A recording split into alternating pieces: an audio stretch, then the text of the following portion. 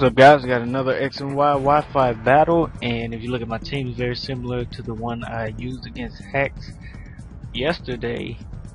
And I'm using a Life Orb Greninja, Stealth Rocks, Special Defensive, Tyranitar, Rapid Spin, Excadrill, Resto Chester Rotom, Mecha Charizard X, and a Bandit Diggersby. I have a battle here versus Serena.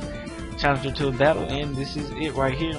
So I decided to lead off with my Greninja as she leads off with the Smurgle, which I predicted. And I'm going to go for the U-turn just to break the Focus Sash. And I'm going to get that, I'm going to go for the U-turn. It's going to do a good bit of damage, about, I want to say 55%, as she goes for the Spore, which I knew she was going to go for the Spore. And I didn't have anything I really wanted to go to sleep. But I went out to my Rotom, which is carrying the Chester Berry.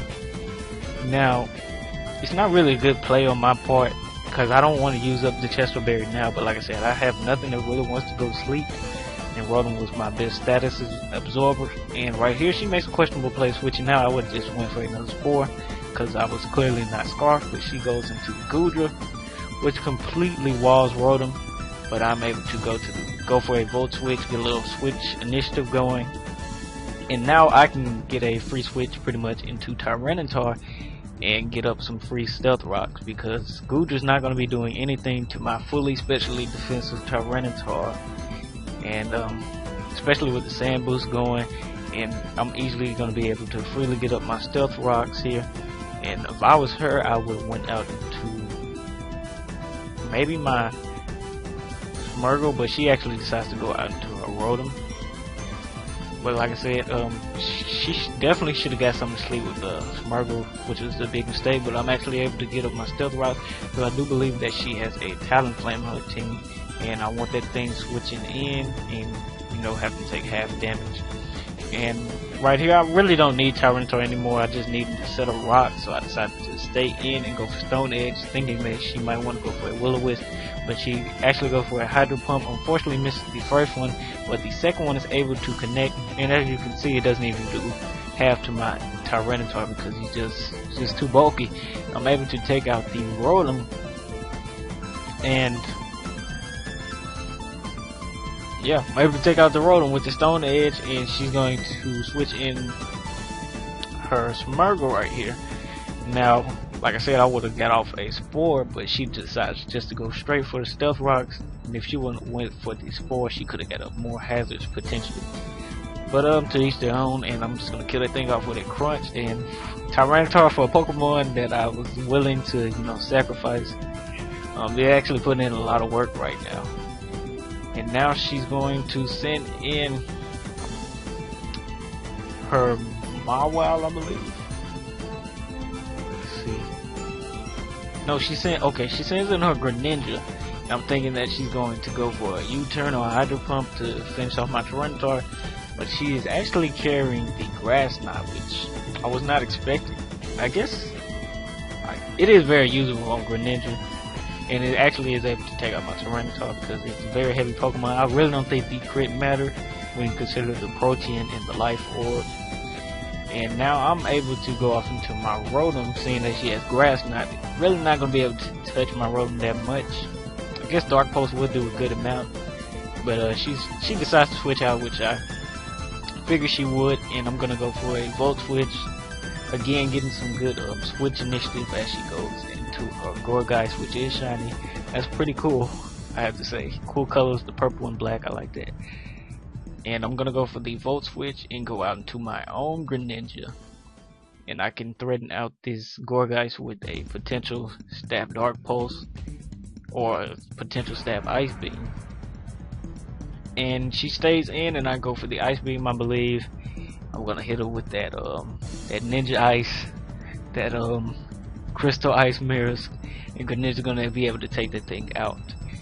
And pretty much my plan here was, I want to try to sweep my Charizard X, but she doesn't know that's Charizard X. I think she assumed that it was Y, as we're going to see later in the match with the prediction that she made. But now she sends in her Mawile, and I really don't want to switch anything into it, even though I'm pretty sure she wants to go for the Sucker Punch. So I'm just gonna stay in with my Greninja and go for a Hydro Pump just in case she doesn't want to go for a Sucker Punch, but she does indeed make a good play. There's no predictor or anything, just takes out my Greninja with the Sucker Punch. And Greninja goes down, and right now I'm gonna send in my Excadrill here to get out the rocks and potentially threaten that Mawile out. And right here you might be saying, why didn't you go for Earthquake? Well, Mawile didn't really threaten, Mega Mawile really didn't threaten my team at this point. So I just go for the Rapid Spin, and if she wants to stay in and take out my Excadrill, I'm pretty fine with that. I just want to get up to the rock so my Charizard can come in and not have to worry about those Stealth Rocks, because he's not a big fan of those rocks.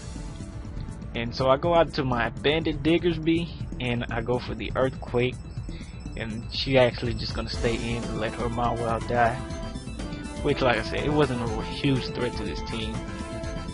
And that thing's gonna go down to a Earthquake, and she's gonna go back out into that Greninja and threaten me out with a potential Water move, Ice move, pretty much any move. That Grass Knot probably be able to take me out as well. And I'm gonna switch out my Diggersby and go into my Rotom, and she goes for the Hydro Pump, and it does a fair amount, but my Rotom is more physically defensive based, so that is why this Hydro Pump does a lot. And it is a potential 2-hit KO, I'm pretty sure, but she doesn't risk that. She decided just to go out to Goodra, which, like I said earlier, it just completely walls Rotom in this gym. But knowing that, I'm just gonna go with the Volt Switch, and if she wants to stay on the Greninja, it would have died, and if she wants to switch out, I'm able to, you know, again get switch priority. And right here, the Volt Switch was pretty much a check, switching into my Charizard. Now all I have to do is get up one Dragon Dance, and I'll be able to outspeed her whole team, which was pretty much, you know, just Goodra and Greninja. I'll be able to outspeed that Greninja when it comes in, and take everything out with an Outrage. And right here, I guess she predicts that I would Mega Evolve into Charizard Y, and she actually goes for a Rain Dance, but I am the Mega Charizard X, and I go for the Dragon Dance, and like I said, that's pretty much checkmate. She goes for the Rain Dance with the Goodra, and right now I'm just gonna lock myself into that Outrage, and Goodra's definitely not gonna be able to take a Tough Claw Outrage from a Mega Charizard X +1, and Greninja, you know, has no hope in outspeeding my Charizard after the Dragon Dance. So that's pretty much a good game. I won 3-0, I believe. I enjoyed doing the battle. She had a lot of shiny Pokemon. That was pretty cool. I think she bred them themselves, because you know, when it gives you the in-game stats for the player, it says she has like over 2,848 eggs, I believe. And I'm just gonna, you know, clean up with Charizard X. Charizard X is such a beast this gen. I'm glad Charizard is back usable with the Mega Evolution, because it really wasn't used since this gen pretty much. And yeah, good game, Serena. I really enjoyed the battle, and thank you guys for watching.